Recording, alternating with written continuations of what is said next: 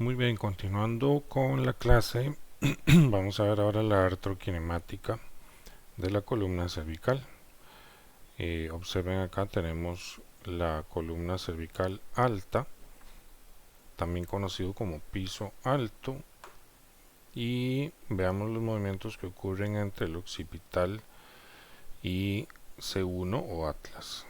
Vean entonces que en el movimiento de la flexión entre el occipital y atlas se produce un deslizamiento hacia posterior, como lo indica acá la flecha, del occipital sobre la articulación de C1.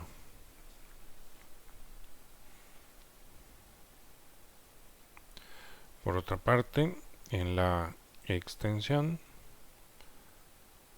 ocurre el proceso contrario. Tiene que haber un deslizamiento hacia anterior de los cóndilos del occipital sobre el atlas.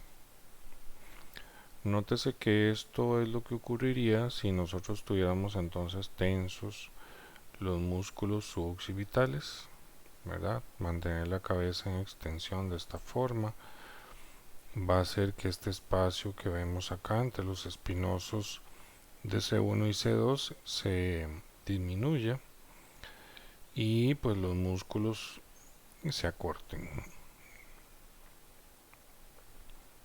En esta animación podemos ver el movimiento de mecedora que tendrían los cóndilos sobre la estructura cóncava que está formada por atlas. Veamos ahora qué pasa entre atlas y axis. Aquí hay algo interesante. Aquí podemos ver la carilla articular de C1 y esta sería la carilla articular de C2. Si ustedes notan, ambas son convexas, lo que quiere decir que pues esta es una articulación que está diseñada para facilitar el movimiento porque tiene poco contacto, y notaremos luego que el principal movimiento que se favorece acá es la rotación. Aquí podríamos ver, esto es un corte, ¿verdad? Un corte sagital, donde lo que ven aquí ustedes es la parte de adelante del proceso ontoides. Bien, entonces cuando hacemos la flexión, vean que en la flexión nos moveríamos para allá, se separa este espacio entre los espinosos, entonces el atlas o C1 va a deslizar hacia adelante.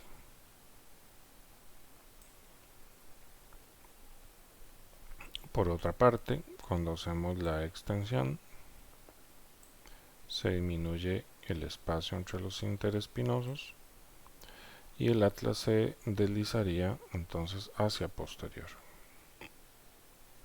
Repito, esta situación ocurre porque las dos carillas que ustedes ven acá son convexas.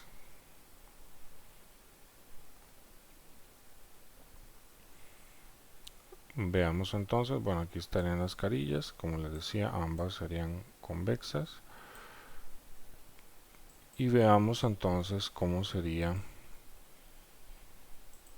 ese movimiento de flexoextensión.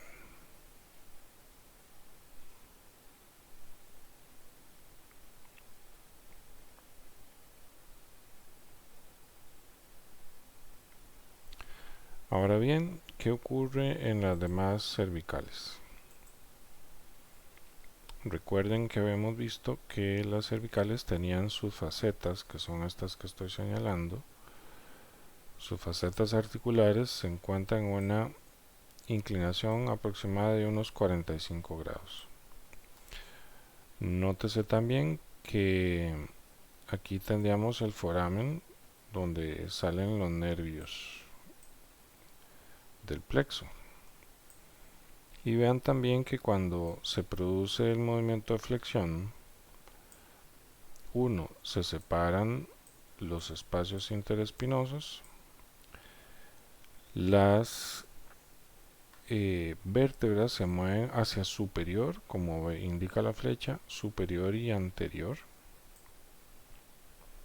y se abre el espacio entre el foramen.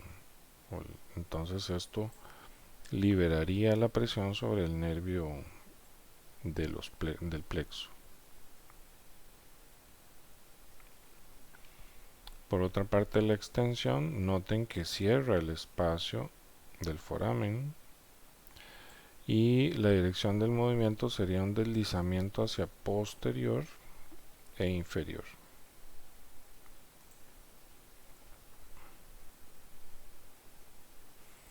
Y se vería más o menos como lo tienen ustedes acá. Esa sería la flexión, esa sería la extensión. Noten que ahí en la extensión, bueno, esta faceta se va hacia atrás, mientras que en la flexión va hacia arriba y adelante. Esa sería entonces la dirección. Aquí podemos ver un solo segmento. Noten entonces que la carilla se mueve hacia superior y anterior cuando hacemos la flexión y hacia posterior e inferior cuando hacemos la extensión.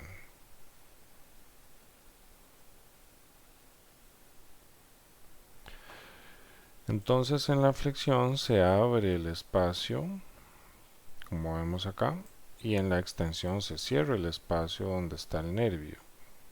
Esto es relevante, por ejemplo, en la parte del análisis o en la evaluación que hacemos. Si un paciente cuando flexiona la cabeza se le alivia el dolor, pero cuando extiende la cabeza le aumenta el dolor y la parestesia al brazo, podríamos estar en presencia de una compresión del nervio raquídeo en su emergencia por el foramen, ya que cuando el paciente hace la extensión es donde se le irradia más, precisamente por la presión que hay en esta zona.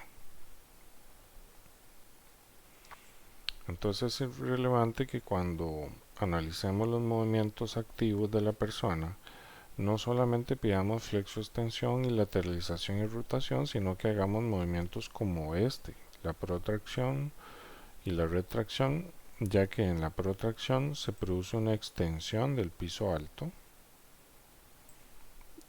y más bien en la retrusión ocurre lo contrario. Entonces esto será relevante para ver qué está pasando en las cervicales y es importante que lo pidamos a los pacientes. Vamos a ver esta otra animación de lo que ocurre entonces en la retrusión.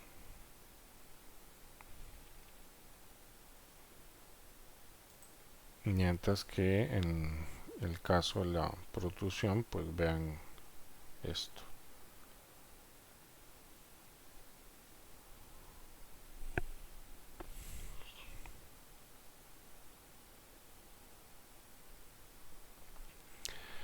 ¿Qué pasa en la lateralización de la primera vértebra cervical con respecto al occipital? Es una inclinación sumamente pequeña. Esta es la inclinación que hacíamos cuando estábamos evaluando el test de ligamento alar. ¿Sí? Entonces tomábamos el occipital, que este sería suponiendo el cráneo, y lo movíamos para un lado. ¿Sí? Y en ese movimiento de inclinación podemos decir que el movimiento acoplado, o sea, el movimiento normal o movimiento natural que existe en la cabeza es que inclinemos la cabeza hacia la derecha con una rotación también hacia la derecha, como cuando inclinamos viéndonos el hombro. Eso sería un movimiento acoplado para la zona de C1, C2.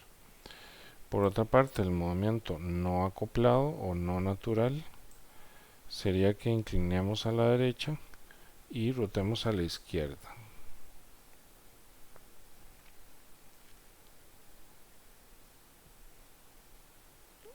Pues también pues veamos acá cómo es los movimientos del occipital versus el atlas.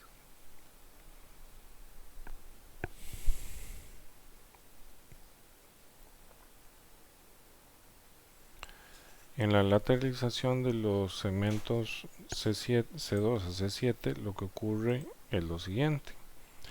Si nosotros nos inclinamos hacia la derecha,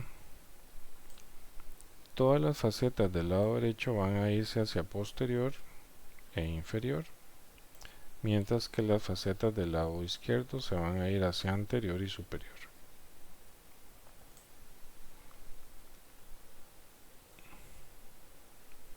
Y entonces tendríamos algo como esto que vemos acá. Entonces noten que la lateralización suma también el movimiento de rotación, o sea, son dos movimientos que no se pueden separar de en sus ejes, un movimiento tridimensional y no un movimiento en un solo plano. Noten en esta animación cómo se produce ese deslizamiento cuando vamos hacia la inclinación hacia acá, hacia posterior e inferior, y cuando vamos hacia el otro lado, cómo digamos esta vértebra para allá, hacia superior y anterior. ¿Okay?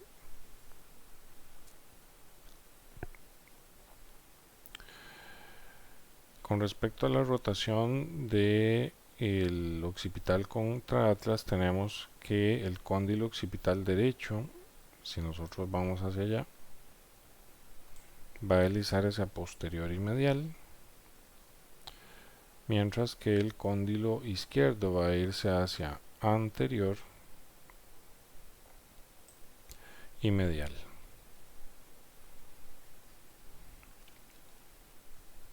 Y se vería pues como esto. Así sería la rotación del occipital sobre C1.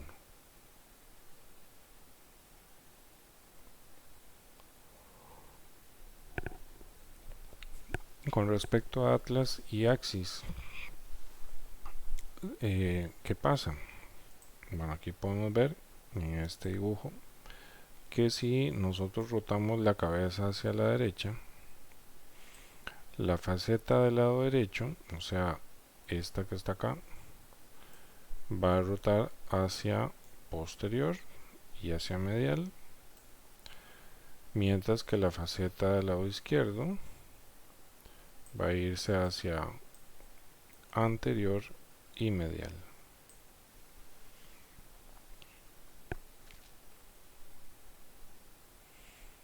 Y así se vería el movimiento de C1 sobre C2 en esa partecita que les decía que es convexo-convexo. Y más o menos así se ve en el modelo.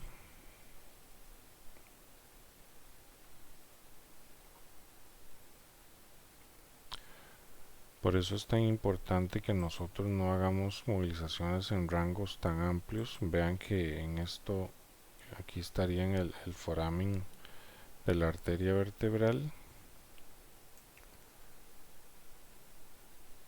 y movimientos excesivos, entonces podrían compresionar las arterias vertebrales, pero también el canal de la médula espinal.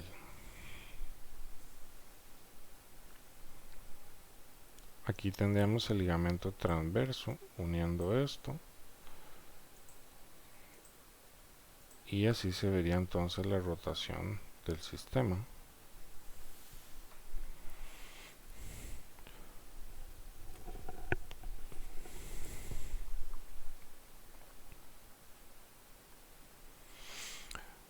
Entonces la rotación de las demás vértebras desde C2 a C7 viene siendo lo mismo que la lateralización, porque decíamos que no se podían separar.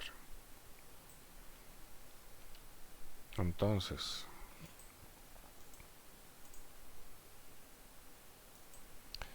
la rotación lleva que estas facetas vayan a posterior e inferior y que estas facetas vayan hacia anterior y superior.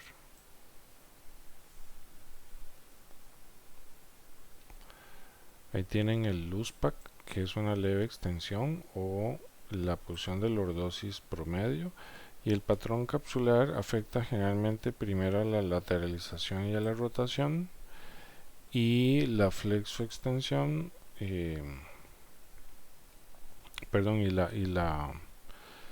la extensión con la rotación generalmente están muy similares. Primero se afecta la lateralización, o es más frecuente, perdón, que se afecte la lateralización por un patrón capsular que la rotación y la extensión. Muy bien.